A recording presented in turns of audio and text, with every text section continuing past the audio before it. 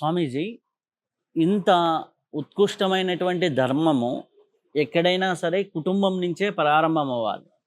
కుటుంబంలో ఒక ఎక్కడైనా సరే ఏ బ్రాహ్మణ కుటుంబంలో జన్మించినా, లేదా ఇతర కుటుంబాల్లో జన్మించినా, ఎక్కడ జన్మించినా కానీ ఆ ధర్మం యొక్క విలువ తెలియాల్సింది తల్లిదండ్రుల దగ్గరే. కుటుంబంలో ఈ సనాతన ధర్మాన్ని నేర్పించాలి అంటే ఎటువంటి పరిస్థితులు కలిగి ఉండాలి? తల్లిదండ్రులు ఎట్లా బిడ్డలకి అందజేస్తే కుటుంబం నుంచే ఈ ధర్మ విషయాలు బయటికి వస్తాయి? లేకపోతే వాళ్ళు పుట్టిన దగ్గర నుంచి ఏ కార్పొరేట్ ఎడ్యుకేషను, ఏ కార్పొరేట్‌లో ఉంటేనే వాళ్ళకి ఇది ఒకటుంది అనే విషయాలు గూడా తెలియని పరిస్థితి ఉంటుంది. కాబట్టి కుటుంబంలో కుటుంబ పాత్ర ఏంటి సనాతన ధర్మంలో? ఈ విషయంలో మేము చాలా సార్లు చాలా చోట్ల టీవీల్లో కూడా మేము చెప్పాము. అంటే మాధ్యమాల ద్వారా కూడా కలియుగానికి పట్టినటువంటి ఒక పెద్ద శాపం ఉంది. అది ఏమిటి అంటే పూర్వము సమైక్యంగా ఉన్న కుటుంబం ఉండేది. చిన్న తాతలు, అమ్మమ్మలు, మామలు, చిన్నాన్నలు, పెద్దనాన్నలు అందరూ ఒక కుటుంబంలో ఉండేవారు. ఇప్పుడు ఈజీ ఫ్యామిలీ టైప్ వచ్చేసింది. అంటే సుఖంగా ఉండాలి. ఎప్పుడైతే కుటుంబం చిన్న భిన్నమవుతుందో, ఒక రాజ్యంలో భేదం ఏర్పడుతుందో ఆ రాజ్యం బలహీనపడిపోతుంది. కుటుంబం ఎప్పుడైతే భాగాలుగా మారిపోతుందో ఆ కుటుంబంలో నైతిక విలువలు తగ్గిపోతాయి.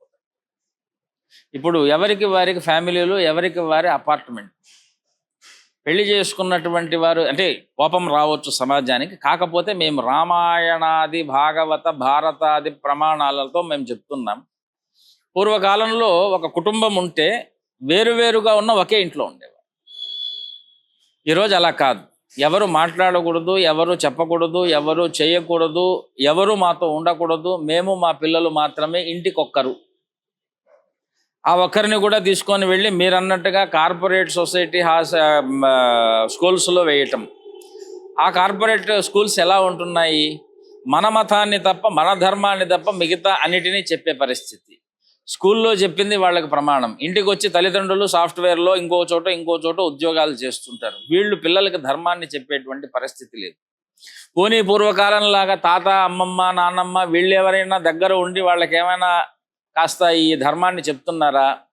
వాళ్ళు కూడా వాళ్ళ మాటలు కూడా వినే పరిస్థితి లేదు. ఎప్పుడో సంవత్సరానికో, 2 ఏళ్లకో, 3 ఏళ్లకో వాళ్ళ మాటలు విని వాళ్ళు ఏదైనా చెప్తే ఇవన్నీ కూడాను వీళ్ళు అది దాన్ని ఏమంటారు, పాత చింతకాయ పచ్చడిలా మాట్లాడుతున్నారంటారు. దీనికి ప్రధానంగా మూలమైన సిద్ధాంతం ఏమిటంటే వసుదైక కుటుంబకం. కేవలం వసుదంతా ఒకటే కుటుంబం అన్నప్పుడు మన ఇంట్లో ఉన్నటువంటి వాళ్ళ విలువల్ని మనం ఎలా కాపాడుకోవాలి అనేటువంటి విషయం వేదం కూడా చెప్తుంది. ఇంట్లో 10 మంది సంతానం ఉన్నారు అంటే 10 మందికి ఒకే విద్య రాదండి. 10 విద్యల్లో ఉత్తీర్ణులై ఉంటారు. ఇంట్లో పెరిగే సంతానం కూడా 10 విద్యల యందు నిష్ణాతులై ఉంటారు. ఈరోజు ఆ పరిస్థితి మనకు కనపడదు. పోటీ ప్రపంచంలో ఒకే ఉద్యోగము, ఒకే పోటీ, ఒకే విద్య. అంటే ఏదో బాహికంగా ఉద్యోగాలు వెళ్ళాలి, దానికి తగ్గటువంటి చదువులు చదువుకోవాలి, పోటీలోనే బతకాలి. ఇది ప్రధానంగా కుటుంబంలో లోటుగా కనిపిస్తున్నటువంటి ఒకానొక కారణం. కాబట్టి ఆధ్యాత్మికవేత్తలు, ఆధునికమైన భావంతో ఉండేటువంటి వాళ్ళు, మహామేధాశక్తి కూడుకున్నటువంటి కుటుంబంలో ఉండేటువంటి వాళ్ళ యొక్క సాంగత్యం లేకపోవటం అనేటువంటిది ఈరోజు ప్రతి ఒక్కదాన్ని వెతుక్కొని పోవాల్సిన పరిస్థితికి వచ్చేసి. స్వామీజీ, ఇప్పుడు మంత్ర సాధన ఉంది, యోగ సాధన ఉంది, నిత్య అనుష్ఠానాలు అనేవి మనకు ఉన్నాయి.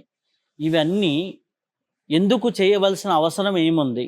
అది చేస్తే అంతర్గతంగా ఎటువంటి మార్పులు వస్తాయి మనిషి జీవితంలో? ఇప్పుడు చాలామంది మనం ధ్యానం చేసుకో అంటే దాని బదులు 1 గంట ఎక్కడన్నా పార్ట్ టైం జాబ్ చేస్తే సరిపోతుంది కదా అనే రోజులు వచ్చాయి. సో ఈ అనుష్ఠానానికి, మంత్ర సాధన అనుష్ఠానం కానివ్వండి, మామూలుగా నిత్య సంధ్యాదులు కానివ్వండి, ఇటువంటి అనుష్ఠానాలు చేయటం వల్ల మనకి అంతర్గతంగా వచ్చేటటువంటి మార్పులేంటి? అవి భౌతికంగా కూడా ఎలా ప్రస్ఫుటం అవుతాయి? దానివల్ల అంతర్గతంగాను బాహ్యుముఖంగాను ఎటువంటి ప్రయోజనాలు పొందవచ్చు? మంత్ర సాధన, యోగ సాధన, నామస్మరణ, తర్వాత అధ్యయనం, భోజనం, ఇవన్నీ కూడా దానం, ఇవన్నీ కూడా పంచమహాయజ్ఞాలలో ఒకటిగా మనకు వేదం చెప్తున్నట్టు. పంచవా ఏతే మహాయజ్ఞాః అని. మనుష్య యజ్ఞము, భూతయజ్ఞము, బ్రహ్మయజ్ఞము, పితృయజ్ఞము, దేవయజ్ఞం. ఏమండి? మంత్రాలు 2 రకాలు. కర్మను సూచించేవి, ఆత్మను తరింపజేసేవి. ఆత్మను తరింపజేసే మంత్రాలు గురువు ముఖతః మనం ఉపదేశం తీసుకొని మౌనంగా మనం వాటిని స్మరణగా పెట్టి ధ్యానంగా మార్చుకొని ఆత్మస్థితిలో దాన్ని దర్శించటం అనేటువంటిది యోగ సాధన. ఉపనిషత్తులో మనకు తైత్రీయ ఉపనిషత్తుల్లో 3 ఉపనిషత్తులు ప్రధానంగా శిక్ష, భృగు, ఆనంద అని కనిపిస్తాయి. దీంట్లో ఆనందవల్లి అనేటువంటి దాంట్లో 5 శరీరాలు మనకు పంచకోశాలుగా చెప్పబడుతోంది. అన్నమయ, మనోమయ, ప్రాణమయ, మనోమయ, విజ్ఞానమయ, ఆనందమయ. ఏమండి? ఆనందమయ కోశం చివరిగా తీసుకుందాం. ఎంతమంది ఆనందంగా ఉన్నారు? ఆ ఆనందాన్ని వెతుక్కోవటానికి సత్యం తెలిస్తే తప్ప మీకు ఆనందం రాదు. సత్యాత్మారామం మన ఆనందం శాంతి సమృద్ధం అమృతం ఇది ప్రాచీన యోగ్యోపాస్వాన్ మంత్రం ఉన్నట్టు. చూడండి, ఆ సత్యమే అమృతము, అమృతమే ఆనందం. అమృతం అంటే దేవతల దగ్గర ఉన్నది అని మనం అంటానికి లేదు. సత్యం, అమృతం, ఆనందం. సత్యజ్ఞానమనంతం బ్రహ్మ అంటాం. ఉపనిషత్తు బ్రహ్మ గురించి చెప్తుంది. అయ్యా, ఉపనిషత్తులు బ్రహ్మల గురించి చెప్తాయి. బ్రహ్మ అంటే ఏమిటి? మీరు పొందే జ్ఞానం. ఎటువంటి జ్ఞానము? సత్యమైనటువంటి జ్ఞానం. అంతే కదండి. వాచ సత్యమసీమహి, ఇవన్నీ కూడా మనకు వేదంలో కనిపిస్తున్నాయి. అంటే నీ వాక్కు ఎప్పుడైతే సత్యమై ఉంటుందో, ఎదుటి వారిని భయపడకుండా ఎదుటి వారికి నీ వాక్యం సత్యం చెప్పగలిగింది ఇద్దరే లోకంలో. ఒకటి మౌనంగా మనకు అనిపిస్తున్న పరమాత్మ, వేదాది సకల విద్యలని బోధిస్తున్నటువంటి గురువు. వీళ్ళకి అసత్యం చెప్పవలసినటువంటి అవసరం లేదు లోకంలో. అందుకే సత్యం చెప్పిన దాని వల్ల వచ్చేటువంటి ప్రమాదాల నుంచి వారు మౌనంగా ఉన్నట్టుగా ఉంటారు. కానీ వారు చెప్పటం ప్రారంభం చేస్తే అంతా బ్రహ్మ విద్యే. అందుకే ఈవేళ గురువుల యొక్క ఆవశ్యకత దేనికి ఉన్నది అంటే, సందేహాన్ని స్వగతంగా ఎప్పుడూ మనం నివృత్తి చేసుకోలేం. దానికి ఎవరో ఒకరు ఆశ్రయం కావాలి. అంటే మనకంటే దాని యందు పరిణత కలిగినటువంటి విజ్ఞానవేత్తలను ఆశ్రయించాలి. మరి వేదము, వేదాంతం అనేటువంటి దాని యందు ఎవరిని ఆశ్రయించాలి? రాజకీయవేత్తలనే లేకపోతే ఇంకొకరిని ఆశ్రయిస్తే అది మనకు అంటే లోకంలో ఉత్తమమైనటువంటి మార్గాలు చెప్తున్నాం. రాజకీయ స్థానం, గురుస్థానం, ఇక విజ్ఞాన స్థానం, ఇట్లాంటి వాటిల్లో వాటి విజ్ఞానం వాళ్ళ దగ్గర ఉంది. మరి ఈ ఉపనిషత్ విజ్ఞానాన్ని ఎవరి దగ్గర మనం సాధించాలి? యోగులైనటువంటి వారి దగ్గర. ఇందాక మనం ఒక ముండకోపనిషత్తులో ఒక శ్లోకం చెప్పాం. తద్విజ్ఞానార్థం సద్గురుం ఏవాభిగచ్చేత్. ఆ విజ్ఞానం కావాలి అంటే గురువుల్నే ఆశ్రయించాలి. అది కూడా ఎలా ఉండాలి అంటే సమిత్వానిశ్వరోత్రీయం బ్రహ్మనిష్టం. దీనికి 2 అర్థాలు మనకు భాషిస్తున్నాయి. యతులైనటువంటి వారిని, బ్రహ్మనిష్ఠులైనటువంటి వారిని అనేటువంటి అర్థం ఉన్నది. అయ్యా, ఇది చాలా అంతర్విచారంతో కూడుకున్నటువంటి వ్యవహారం కనుక మంత్రోపాసన 5 శరీరములకు, అన్నమయ కోశానికి ప్రధానంగా మనకు కావలసిన పదార్థం ఏమిటి? అన్నం. ప్రాణమయ కోశానికి కావలసినటువంటి పదార్థం ఏమిటి? శ్వాస. అన్నం వల్ల కలిగినటువంటి ప్రాణం. గీతాశాస్త్రంలో అహం వైశ్వానరో భూత్వా ప్రాణినాం దేహమాశ్రితః ప్రాణాపాన సమాయుక్త పచామ్యన్నం చతుర్విధం. అన్నం పడితే అన్నము మీకు ప్రాణంగా మారుతుంది. మరి అన్న ప్రాణాదులు అయిపోయాయి. మనోమయమైనటువంటి శరీరానికి, కోశానికి కావాల్సింది ఏమిటి? మనస్సు. అంటే అది సంకల్పాలు చేస్తూ ఉంటుంది. ఆ సంకల్ప నివృత్తి దానికి కావాలి. అవునా కదండి? ఈ మనస్సు దేని సంకల్పం చేయాలి? విజ్ఞానాన్ని సంకల్పం చేయాలి. విజ్ఞానం యజ్ఞం తనుతే విజ్ఞానం తనుతేపి చ. ఇది మనకు ఉపనిషత్ వాక్యం. కాబట్టి విజ్ఞానాన్నే మనస్సు సంకల్పం చేయాలి. ఆ మనస్సు దుర్వ్యసనముల బారి పడకుండా చూసుకోవలసినటువంటి ప్రాధాన్యత ప్రాణం మీద ఉన్నది. అందుకే ప్రాణాయామాది విధులు మనకు చెప్పారు. ఇది యోగ ఉపాసన. ఆ యోగం సిద్ధించాలి అంటే మనకేం చేయాలి?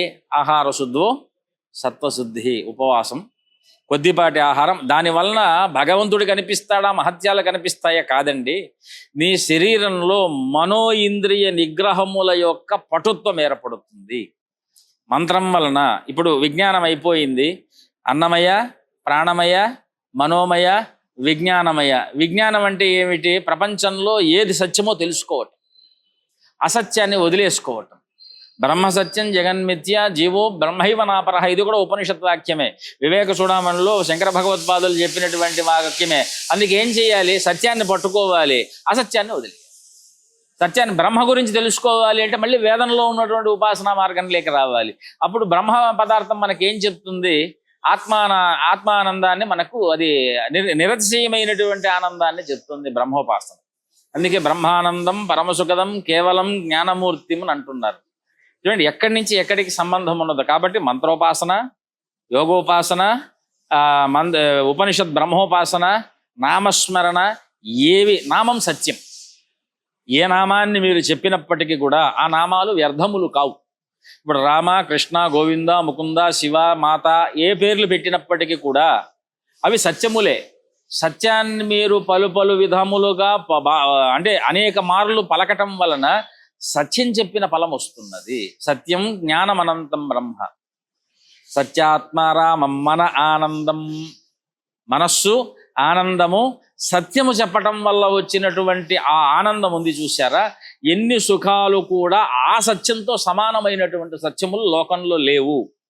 ఇప్పుడు సరస్వతి, వాణి, లక్ష్మి, రమ, గౌరీ, ఉమా ఏ పేర్లన్నా చెప్పండి, ఇవి జరిగినవి సత్యములైనటువంటివి.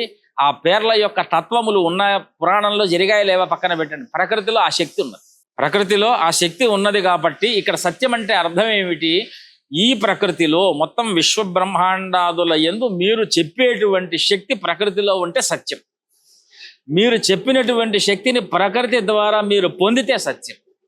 అందుకే తపస్సు అంటున్నాం. తపస్సు అంటే ఏం చేయాలి? ఇది కూడా ఉపనిషత్తులు అహం వృక్ష శరీరివా కీర్తి పృష్టంగిరేరివా ఎట్లా చేయాలి? ఊర్ధ్వపవిత్రో వాజనీవ స్వమృతమస్మి ద్రవిణకం సవర్చసం సుమేధ అమృతోక్షిత. మేధాశక్తి పెరుగుతుంది. ఇది త్రిశంకోర్వేదానువచనం. 3 యొక్క ఋగ్ యజుస్సామములలో ఇది వేదానువచనం. ఇది వేదవచనంగా కనిపిస్తున్నది. ఇలాంటి అనేక ఉపనిషత్తులు మన జీవితాలకు పొందవలసినటువంటి సత్యాన్ని, ఆనందాన్ని, యోగాన్ని, మహిమను చెప్పేవి ఉపనిషత్తు. అనేక మంత్రాలు ఉన్నాయి.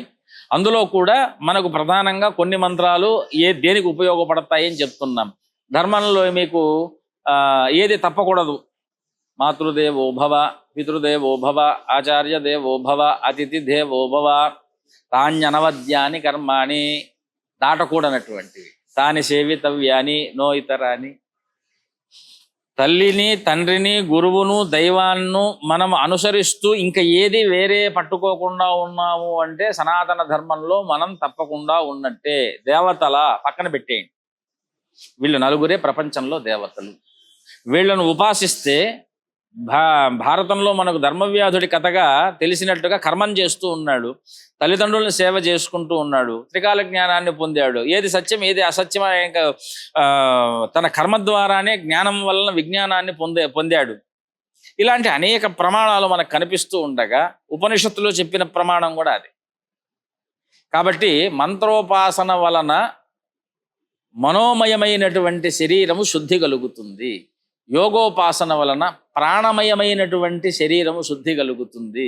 ఈ రెండిటి వలన కలిగేటువంటి విజ్ఞానం చేత విజ్ఞానమయమైనటువంటి శరీరము మనకు శుద్ధి కలిగి ఆ విజ్ఞానంతో ఆనందాన్ని పొందుతారు. ఈ 4 శుద్ధులు లేకుండా ఆనంద సిద్ధి కలగదు.